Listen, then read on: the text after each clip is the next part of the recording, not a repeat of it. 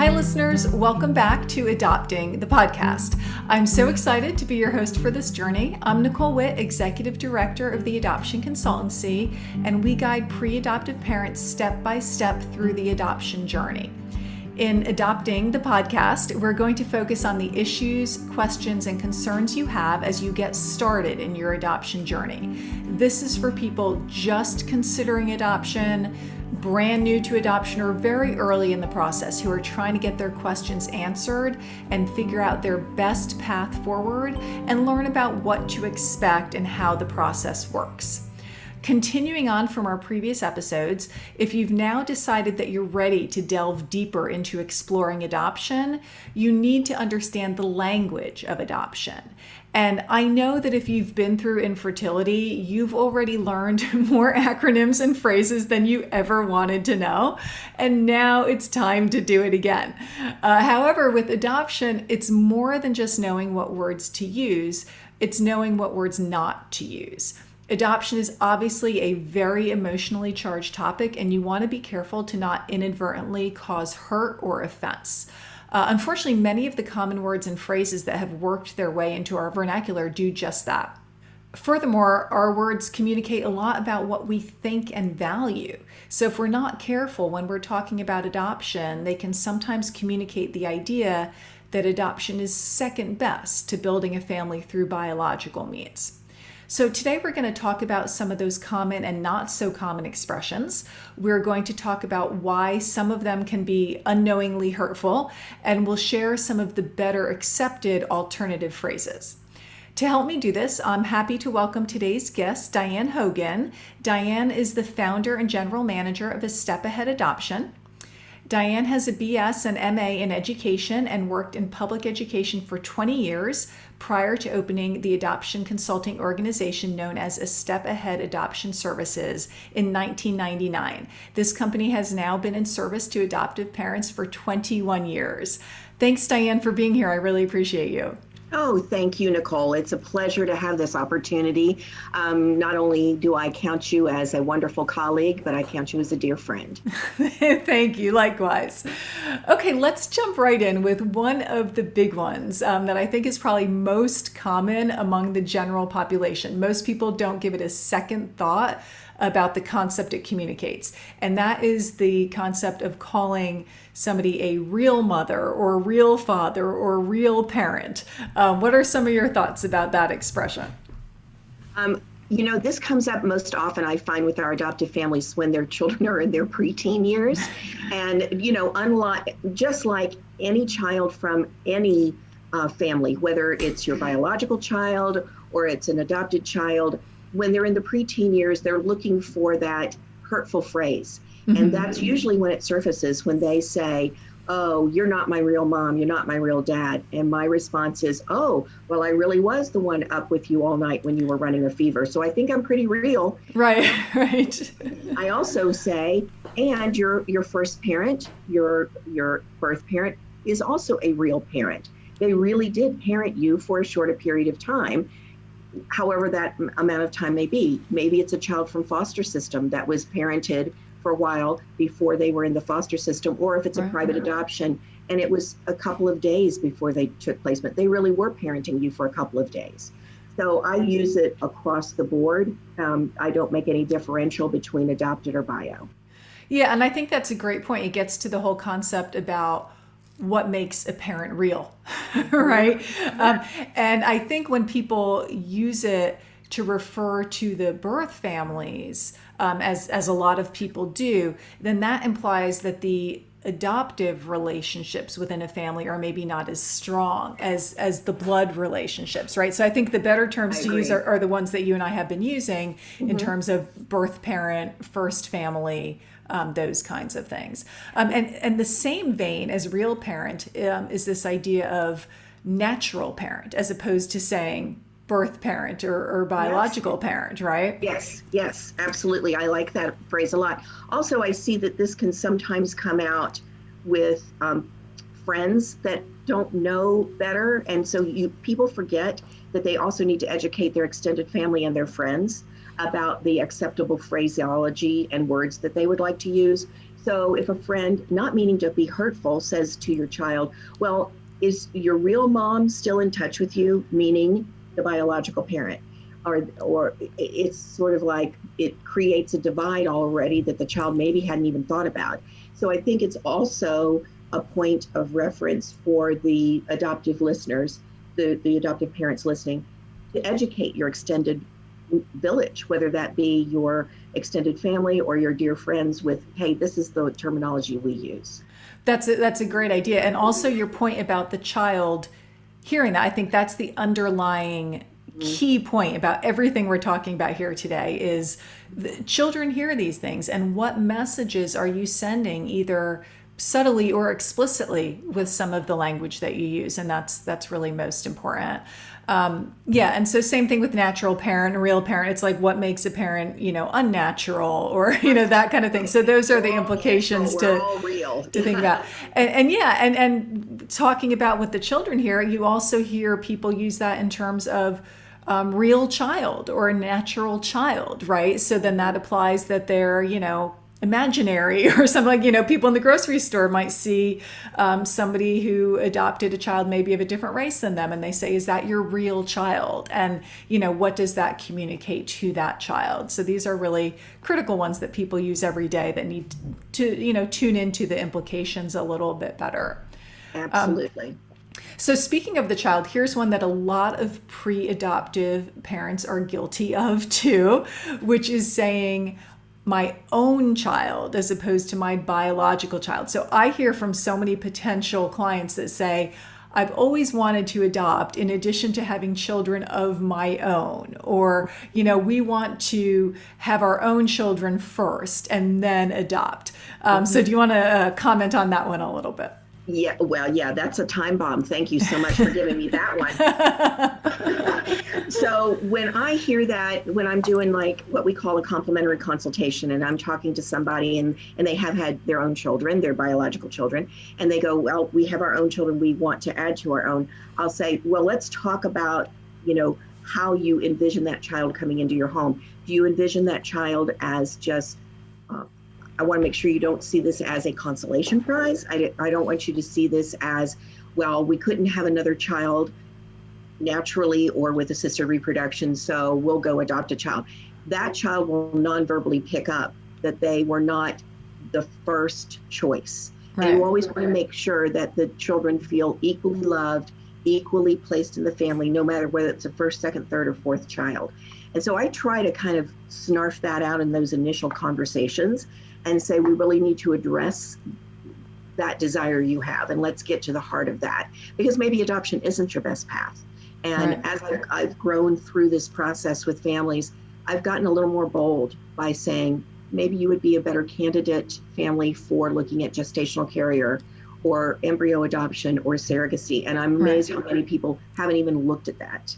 And they just may be a better candidate. Their view of how that child is enmeshed in their family. Right, and how they'll be able to support the child in that experience, most importantly. Correct. Yeah.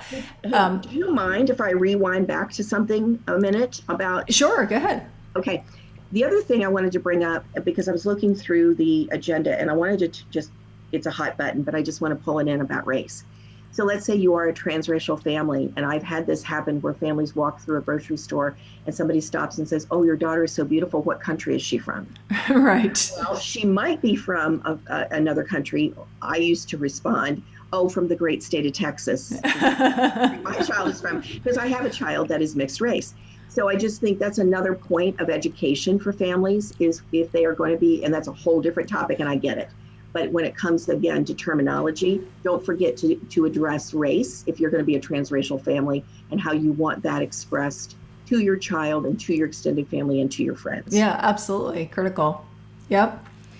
Okay. So jumping back to, as the adoptive parents might refer to the child as their child, not their adopted child, just as they wouldn't refer to any biological children as their biological child. After the adoption, the adopted children are 100% legally the child's parents. So they should just, the parents would just be referred to as a parent, not an adoptive parent. The child would just be referred to as a child. So, just kind of wrapping that up, but not to take away from the birth parents, right? Adoptive parent would certainly be used when you need to distinguish between the two, but in everyday life, the adoptive parents are the parents, the child's the child. There's no need to put these qualifiers on. I would totally agree. The other thing that I do early on with clients is when it's a new relationship with expectant parents, birth parents, and then you're parenting the child and you're in their presence, instead of saying yours or mine, how about saying our? Right. It's our child, because that is actually the case. You birthed the child, I'm parenting the child, it is our child. And so I try to come up with inclusive pronouns to use, but I like their child, our child. I like inclusive pronouns. And I wipe away the adopted in the bio. Just a kid's a kid. Right, right. And I think in adoption in general, you're right. I mean, the more we can be inclusive, the better off we're going to be versus dividing between groups and so on. Agreed. One that I'm still surprised that I hear, but I do, is referring to a child that is being placed for adoption or has been placed for adoption as a, quote, unwanted child. Do you still hear that? Fortunately, I don't hear that very often. When families are very new to the process and maybe they've watched too much Lifetime TV, then they might be bringing that to the table, and I stop them right. That's a hot button for me. I stop them right on the dime, and I say, you know what? Every child is wanted. Yep. So don't think that the expectant parent, the birth parent, didn't want that child. They want that child, and they want to provide what's best for that child, which may not be in their home. Right. Right. Yeah. And I think nothing could be further from the truth. I mean, in most cases, they want to parent more than anything. But like you said, they realize that maybe they can't do that in the way that would be best for the child. So it's a decision made out of sacrifice and out of love, not out of not caring. Correct. Okay, so here's another one, and this comes more when we're talking about children placed out of the foster care system, but a lot of times people refer to that child as the child having been taken away from their biological parents. And although that is certainly a traumatic situation, the phrase implies knowledge about the specifics that people on the outside rarely have, right? So, I think in most cases, saying court termination of parental rights, that tends to be more accurate. Do you have any thoughts on that one? Go to the very simple generic placed. The child is placed in the system, and the child could be placed in the foster system by the biological parents. The child could be placed by the court. The child could be placed by a social worker. So I just use that generic term. The child was placed into the system. Doesn't mean the child was necessarily taken away, because in the foster system, as you and I both know, a lot of biological parents are working really hard to reunify. Absolutely. Taken away, because guess what? They might be given back. I want to use those terms. So I just use the term placed. And that seems to be less controversial. Okay, great.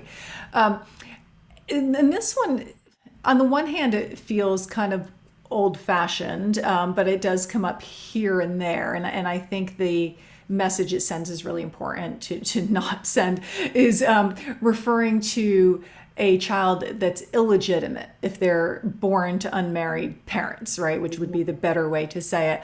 And, again, going back to what the child hears, that implies that other children are more legitimate in some way, or more valued, or more worthy of being part of the family. So again, I think that's all tying back to the message, that the child can interpret. I would just say that's just a big no-no.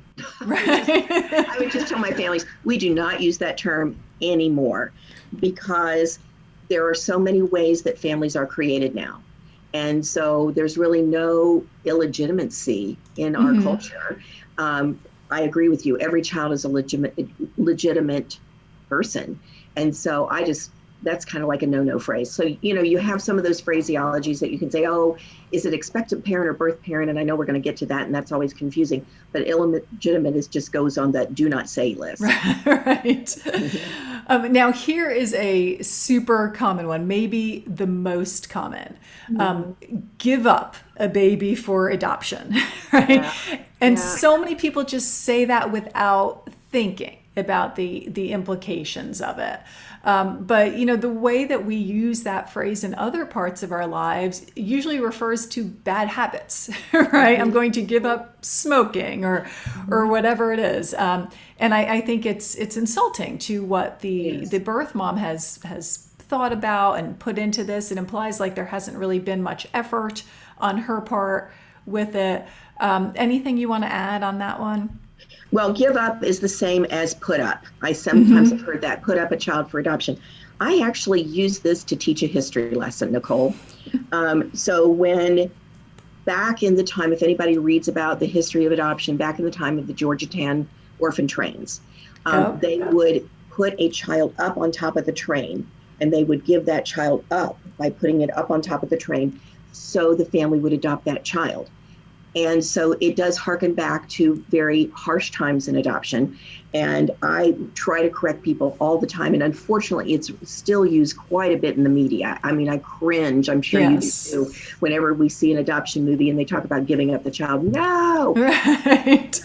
She made a choice. She made an adoption plan, or they made a choice. They made an adoption plan. It's a really hard word to get out of the vocabulary, but it's a very important term because I agree with you. I think it connotes a lot of negativity and a lot of she didn't love you, he didn't love you, they didn't love you. No, they love that child implicitly. Right. It's just not where they are in their life to be able to parent. Yeah, and actually going back to sort of those orphan trains, a lot of times the children were basically the landowners would select them as field hands, right? So they became property of the landowner. So it's even worse, right? It takes it to another place. Yeah, and similar to that one too is giveaway for adoption. So same thing, like you said, make an adoption plan is so much better. And of course, the corollary to that is keeping the child, right? As opposed to parenting the child, which goes back to making the child sound like a possession. A possession, right. Exactly. And I think it's really hard. Nasty things to talk about in adoption is money. But I think it's really hard for parents looking at private adoption and they feel like, well, I am investing all these dollars, and it makes the child feel like it's property. And that's not it. I try to refocus everybody's mind that whether you know it or not, if you are birthing a child, you are paying an insurance company, you are paying a doctor, you are paying a nurse, you are paying for services.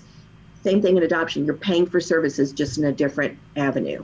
So that way I try to get it away from thinking of it as a possession versus it's a means to an end. You've got to pay for services however you bring a child into the world. Absolutely. Okay, so let's shift gears to the birth mom, even though obviously we've touched on her already. And one thing that many adoptive parents say, and I think many times with very good intentions, is that they refer to their child's birth mom as our birth mom, is the way that they put it. Yeah. And I'm sure there are some birth moms who enjoy that feeling of being part of the whole family as opposed to just being connected to the child.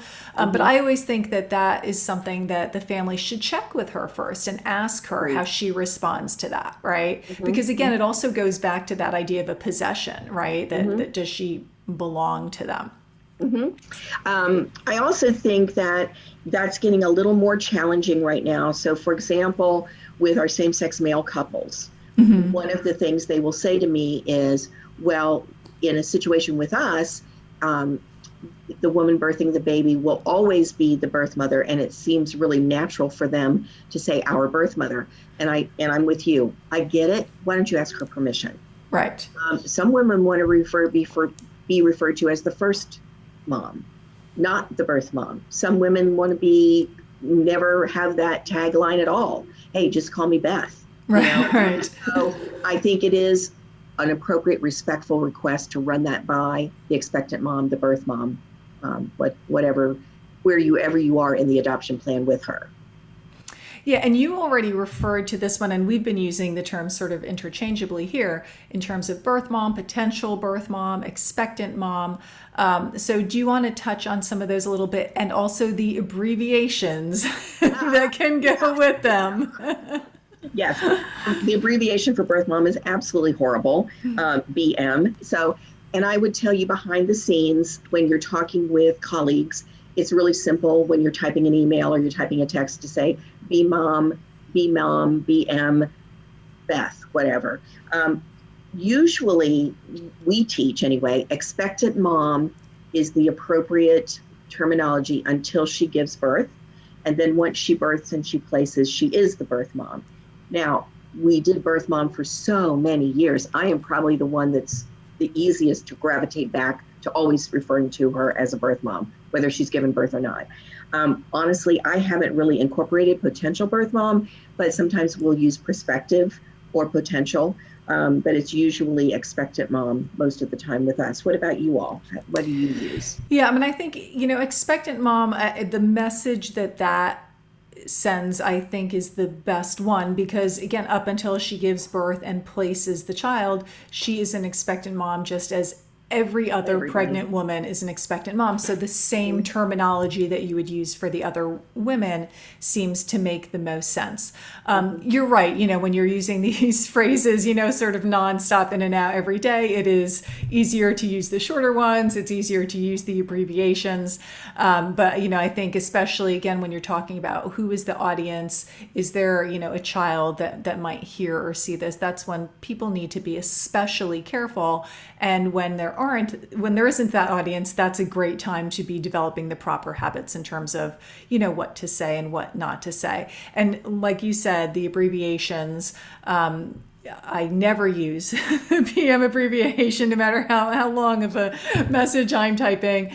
I do sometimes type PBM for prospective birth mom, EM or EMOM, for expectant mom. Right. Well, and I think adoptive parents listening to this podcast, be very mindful of social media. That is, my gosh, that's the biggest, hottest trigger ever.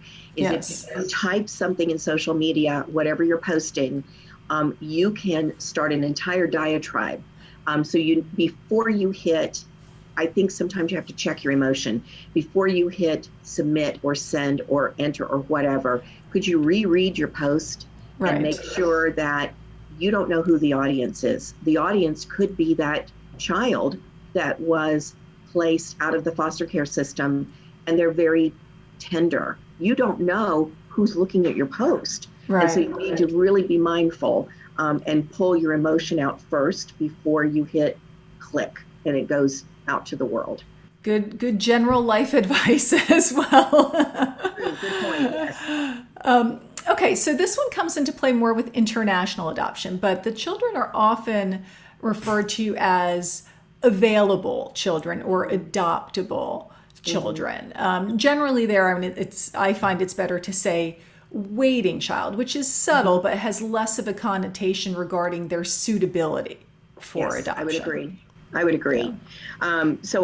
And because we don't work with too many international situations, but you'll also see this in the foster care system now because you've got those big broad boards like Adopt US Kids. Right. And it'll say children available for adoption. I mean, unfortunately it's in the vernacular, but I'm with you. Children waiting, children interested in families interested in children. I mean, right. Kind of turn it around a little bit and again, try to take it away from thinking of the child as property. That's the hardest part.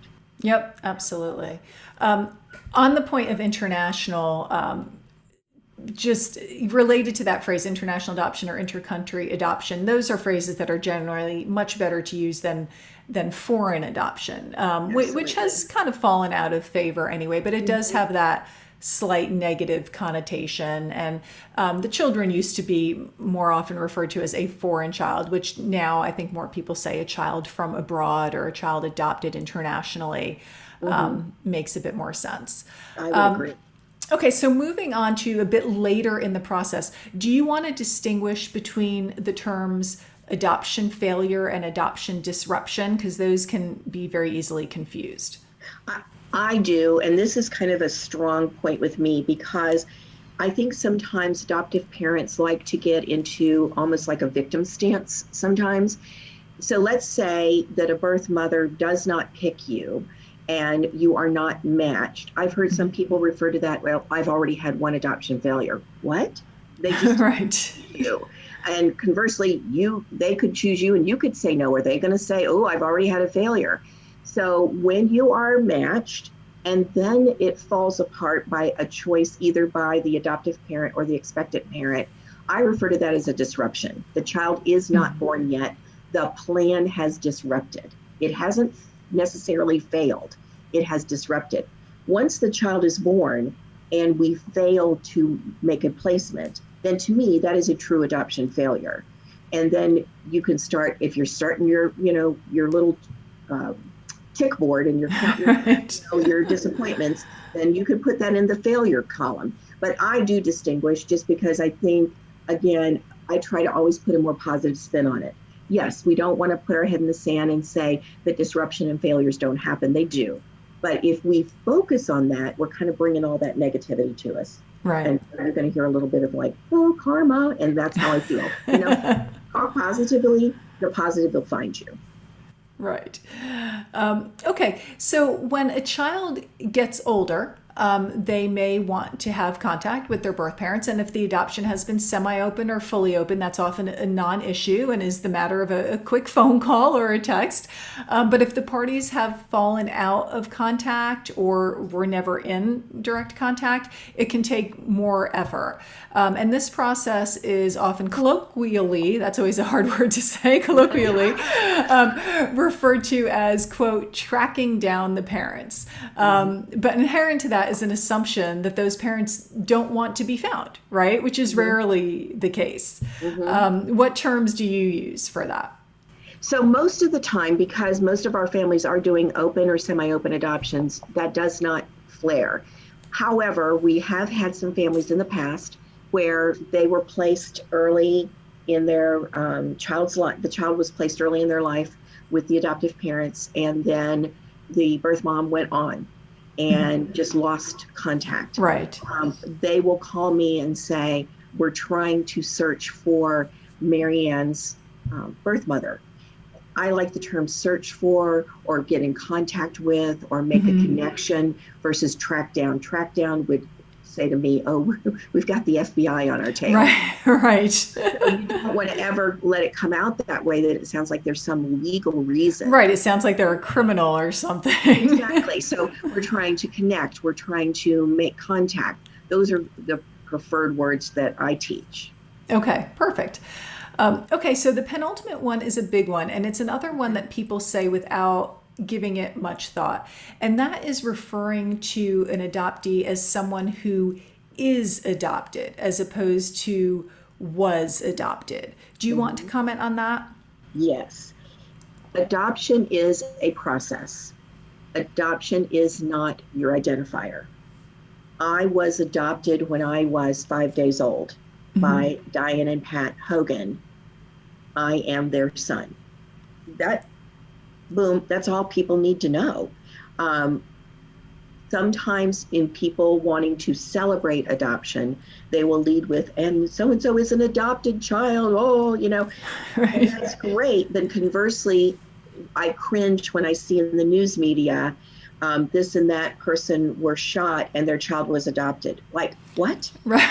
Adoption made them shoot these people? No, something else created that. So I just refer to adoption as the process. And when I'm talking to a family and I say, we're with you through finalization, and that is the end of the adoption process, then you just now are a family. You're a family that was created through adoption. So try to turn it around in a more positive vein. Yeah, and actually on that last point, a family that was created through adoption, I think focusing on that, they became parents through adoption or they grew their family through adoption, that puts the focus more on the parents' process than making the focus a characteristic of the child. Yes, right? absolutely. And a corollary to this whole concept of using the word adopted as an adjective, when people say, and we kind of touched on this earlier, my adopted child, it implies that their position in the family requires some sort of qualification, right? And that there's a Point. different value placed on this particular qualification than on a person that doesn't require it. So yeah, I think focusing on the process that the parents chose to go through is the better way to go. Well, and the other thing is, I think when families have become parents through, as I call it, the miracle of adoption, so I still see it as a miracle, they're so in love with it and they just want to almost emotionally vomit in a positive way all the time. And they're going to slip up. And I just want to make sure people don't sit back and go, oh, darn it, what was I thinking? It is okay. As you practice wording and phraseology, practice before you take placement of a child. I just even say do mock conversations, like pretend grandma and grandpa are sitting in front of you. How are you going to talk to them about this? And again, kind of practice it before the child is in your home. Some parents, I understand, are uncomfortable doing that. They just feel like, oh, I can't go there emotionally. I just don't believe it's going to happen. I'll do it when the kid is here. I'm like, oh, people just don't realize you're going to be sleep deprived and stupid stuff's going to come out of your mouth. So, but at the same token, don't beat yourself up because you're just trying to learn and grow with this process. That's a really great point, and I appreciate you making that. Sure. One final thing that's slightly tangential, but we'd be remiss if we didn't address it, Sure. is the comments that adoptive parents so often hear, such as, he or she is so lucky that you adopted him or her, or it's so wonderful that you're giving this child a better life, or you're such good people for adopting and helping a child in need. Do you want to touch on why that is problematic? Sure. I turn it around every single time. Oh no, I'm the lucky one. Oh, I am fortunate that she found me or he found me. Because I want the child to feel like they had ownership, that they just weren't a pawn on a chessboard, that they were passed from one corner to another corner. I know we talk about the triad all the time, but I always talk about, the child is the most important piece of that triad. And so you always have to think of how is that going to impact them. I'm the lucky one, that I was chosen, that I was selected, that I was picked by whomever, and you were part of that, whether you knew what was going on at the time or not. So I just kind of turn it around and flip it back on me. Yeah, and I think that, and some of the things that we tend to hear from adult adoptees now is that the reason that can be harmful is because it ignores any grief the child may feel as a result of their adoption, and it may even make them feel like they owe something to their adoptive parents, that they should feel grateful or even indebted to their adoptive parents, and that is not, a healthy parent-child relationship in that situation. So, people can just say, "What a beautiful family," or "I'm happy for your family," instead of those other messages. Well, and again, it's what I call playground talk. It's like, be careful when you are talking to your neighbors whose kids might go to school with your kids, because whatever you say is part of their adoption story. And if your bestie lives right next door to you and your kids are going to grow up together and you're just so excited and you just kind of tell too much about that child's history, and then they're playing on the playground and their child says something that you feel like, oh my gosh, I didn't want that cat to come out of the bag. Yeah. Well, you let the words out. So you need to think all the time, how is your child going to view this? What am I saying? Who am I saying it to? I'm not going to say anything to a friend, a neighbor, or a family member that I don't want to say in front of my child. And I think that's the best way to edit yourself. And again, when you're a brand new parent through adoption, you're so excited. You just talk maybe sometimes too much, and then it'll come back on the playground every single time. Yeah, no, that's great advice. And again, I think so many of these are just such common phrases that people say and don't think about. So taking that moment to stop and think about how might this be interpreted by the child is really just a great rule of thumb for all of the language around adoption. Absolutely. Well, I think that really covers a lot of the key phrases that we hear. You did a great job. You had a nice list, and yes, I think those are the primary, sticking points for a lot of folks. And again, just if they're new into adoption, if they could just practice this, if they're watching a movie and they hear language going in a different direction, realize when was that movie created, and maybe that wasn't current appropriate, what we call positive adoption language.